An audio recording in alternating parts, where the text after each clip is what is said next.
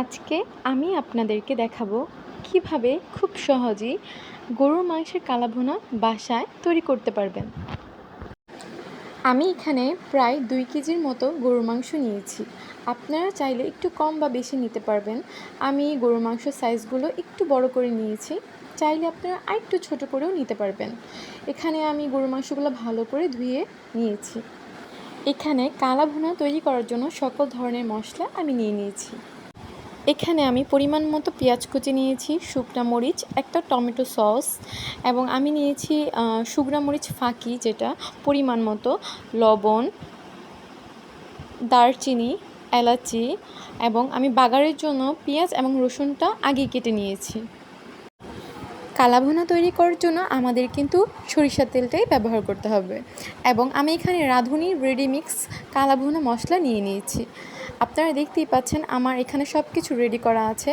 এখন আমি চলে যাব আমার রেসিপিতে। রাঁধুনি রেডিমিক্স মশলার প্যাকেটে 2টা মশলা দেওয়া হয়, একটা ছোট এবং একটা বড়। আমরা প্রথমে যেটা ব্যবহার করব সেটা হলো বড়টা, দেন যখন আমরা রান্না করব তখন রান্নার মাঝখানে ছোট মশলাটা আমাদেরকে ব্যবহার করতে হবে। এখন আপনারা দেখে নিন কীভাবে খুব সহজেই কালাভুনাটা তৈরি করতে হয়। আমি এখানে নিয়ে নিচ্ছি 2টা তেজপাতা।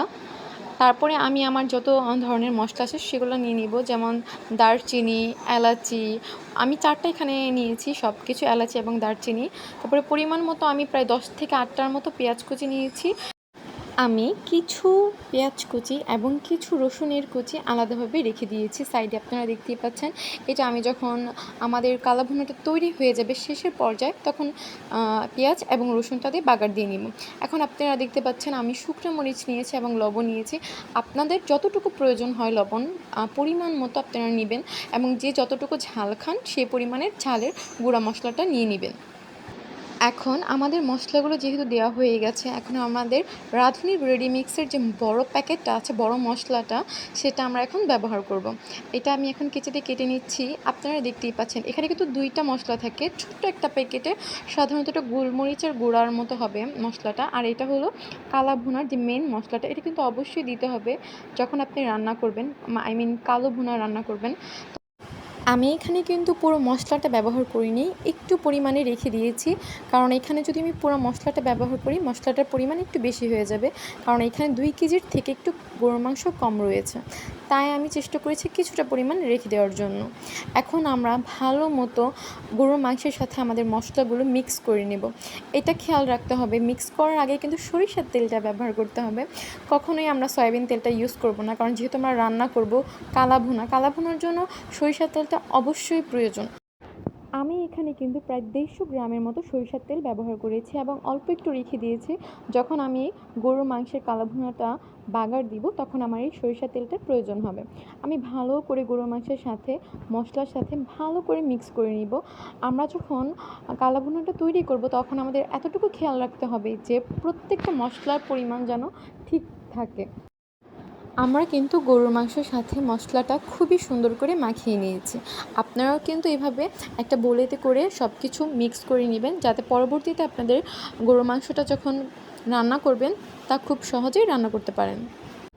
সব শেষে এখন আমরা আমাদের টমেটো সসটা ইউজ করব। আপনারা চাইলে আরও বেশি টমেটো সস দিতে পারবেন, যেহেতু আমার কাছে একটাই আছে তাই আমি একটাই দিয়ে দিচ্ছি এবং ভালো মতো মেখে নিচ্ছি। কড়াইটা গরম হয়ে গেলে আমরা আমাদের গরুর মাংসগুলো দিয়ে দিব। মাংসগুলো নাড়তে যেন সমস্যা না হয় এর জন্য আমরা একটা বড় কড়াই নিয়েছি। আপনারা চাইলে যে কোনো ফ্রাই প্যানও ইউজ করতে পারবেন। আমি এখানে একটি কড়াই নিয়ে নিয়েছি এবং কড়াইটা ভালো মতো গরম হয়ে গেলে আমি মাংসগুলো দিয়ে দিচ্ছি। মাংসগুলো যদি দেওয়া হয়ে যায় তাহলে কিন্তু যে অবশিষ্ট মশলাগুলো থাকবে সেগুলো আমরা দিয়ে দিব সুন্দর মতো, কারণ কালাভুনার মধ্যে মশলাটার কিন্তু ইম্পর্টেন্ট অনেক বেশি।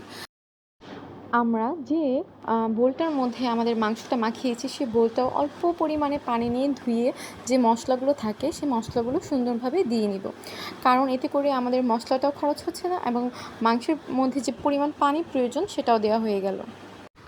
সব কিছু দেওয়া হয়ে গেলে এবার আমরা ভালো করে নেড়ে নিব মাংসটা।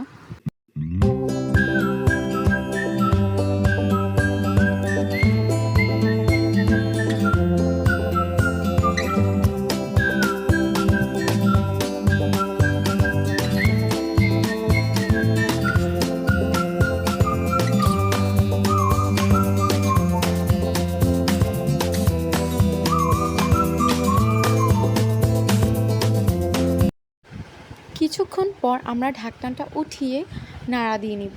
দেখব মাংসটা কতটুকু হয়েছে এবং মাংস থেকে কি পানি বের হয়েছে কিনা। তারপর আবার নাড়া দিয়ে আমরা সুন্দর মতো করে রেখে দিব আবার কিছুক্ষণের জন্য, অন্ততপক্ষে 5 মিনিটের মতো আবার ঢেকে দিব।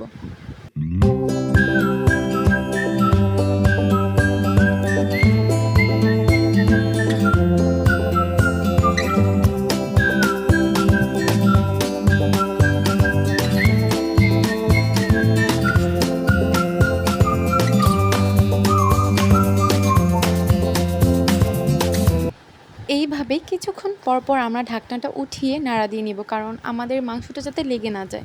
কারণ কালা ভুনার ক্ষেত্রে দেখা যায় যে অনেক সময় মাংসটা নিচ দিয়ে লেগে যায়, তার জন্য আমরা বারবার কিন্তু মাংসটা ভালোভাবে নাড়া দিয়ে নিব। রাঁধুনি রেডি মিক্সের যে ছোট মশলাটা আছে সেটা এখন আমরা দিয়ে নিয়েছি, কারণ আমাদের মাংসটা প্রায় হাফ হয়ে গিয়েছে। যখন কালা ভুনার মাংসটা আপনার হাফ হয়ে যাবে তখন আপনারা রাঁধুনি রেডি মিক্সের এই মশলাটা দিয়ে নেবেন, কারণ এই মশলাটা যদি না দেন কালা ভুনার যে মেন ফ্লেভারটা কালা ভুনার সেটা কখনোই কিন্তু আসবে না। তাই যেই বড় মশলাটা রয়েছে রাঁধুনি রেডি মিক্সের সেটা আমরা রান্নার পূর্বেই দিয়েছি, এখন যেটা দিচ্ছি সেটা হলো ছোটোটা, এটা কিন্তু মনে রাখতে হবে। এখন আমাদের মাংসটা প্রায় হয়ে গিয়েছে। কিছুক্ষণ পর আমরা এই মাংসটাকে বাগার দিব। গরুর মাংসের কালা ভুনাটা 100-র মধ্যে ধরেন 80% হয়ে গেলে আমরা এটাকে বাগার দিয়ে নিব। এখন আমার মাংসটা প্রায় হয়ে গিয়েছে, প্রায় সিদ্ধ হয়ে গিয়েছে এবং একটি যে আঠা আঠা যে তেলটা আছে সেটাও বের হয়ে গিয়েছে। এখন আমি আমার যে কালা ভুনাটা তৈরি করেছি সেটা বাগার দিয়ে নিব। আমি অন্য একটি চুলায় ফ্রাই প্যানটা দিয়েছি এবং আপনারা দেখতেই পাচ্ছেন আমার যে অবশিষ্ট সরিষার তেলটা ছিল সেটাও আমি দিয়ে নিয়েছি।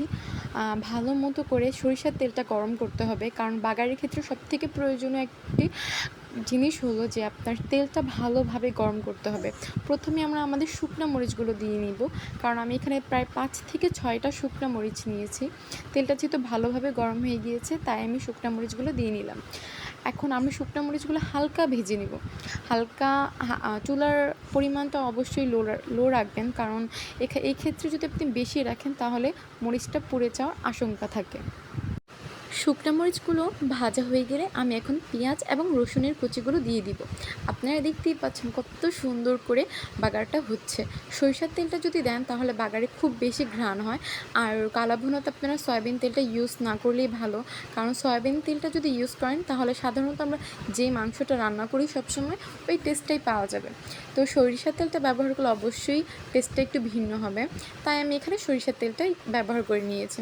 কি সুন্দর করে সরিষার তেলের মধ্যে পেঁয়াজগুলো হচ্ছে। এখন আমি পেঁয়াজটাকে হালকাভাবে নাড়া দিতে হবে, কারণ দেখছেন কি সুন্দর করে একটি এই তেলের যে হালকা ফোলা ফোলা ভাব আছে সেটা হচ্ছে। ভাজতে ভাজতে অনেকটা দেখবেন ব্রাউন কালার হয়ে গিয়েছে আমাদের বাগারের যে পেঁয়াজ আছে। এটা যখন ব্রাউন কালার হয়ে যাবে তখন আমরা এটাকে উঠিয়ে নিব এবং আমাদের কালা ভুনার মধ্যে দিয়ে দিব। আমার পেঁয়াজটা দেখা যাচ্ছে অনেকটাই হয়ে গিয়েছে, এখন আমি কালা ভুনার মধ্যে পেঁয়াজ এবং রসুন শুকনো মরিচগুলো দিয়ে নিব। দেখতেই পাচ্ছেন আমাদের গরুর মাংসটাও প্রায় হয়ে গিয়েছে। আমি আমার বাগারটা ঢেলে দিচ্ছি। কি সুন্দর হয়েছে, একটা মাখা মাখা ভাব আসছে। সুন্দর করে আমি আমাদের শুকনো মরিচ এবং বাগারের যে পেঁয়াজ এবং রসুন আছে সেগুলো দিয়ে নিচ্ছি। এখন ভালোভাবে মাংসটাকে লাড়তে হবে। এদিকে একটু খেয়াল রাখতে হবে যাতে আমাদের মাংসগুলো লেগে না যায়। আপনারা আস্তে আস্তে করে যে কালা ভুনাটার মাংসটা রেডি করবেন ধীরে ধীরে লাড়তে হবে, কারণ কালা ভুনার ক্ষেত্রে যদি আপনি খুব বেশি তাড়াহুড়ো করে মাংসগুলোর লাড়াচাড়া করেন সেক্ষেত্রে মাংসগুলো কিন্তু আর আনাম থাকবে না, ভেঙে যাওয়ার সম্ভাবনা থাকবে বা ছুটে যাবে, মাংসগুলো নরম হয়ে যাবে। কালা ভুনার ক্ষেত্রে আপনাকে আস্তে আস্তে নাড়া দিতে হবে। আমাদের কালা ভুনাটা কিন্তু প্রায় হয়ে গিয়েছে, আর চুলায় ধরেন আপনি মিডিয়াম আঁচে যদি কালা ভুনাটা হওয়ার পর প্রায় 10 মিনিট একটা তাওয়ার ওপরে কিংবা চুলা একদম ডিপ করে রেখে দেন তাহলে কিন্তু আপনার কালা ভুনাটা আরও বেশি সুন্দর হবে। আমি কালা ভুনাটা এখন পরিবেশনের জন্য বেরিয়ে নিব। আমাদের কালা ভুনাটা যেহেতু হয়ে গেছে এখানে আমরা পরিবেশন করে দিয়েছি। কি সুন্দর একটি কালার আসছে দেখছেন, একটা মাখো মাখো ভাব, একটা লোভনীয় ব্যাপার আছে এই কালা ভুনার মধ্যে।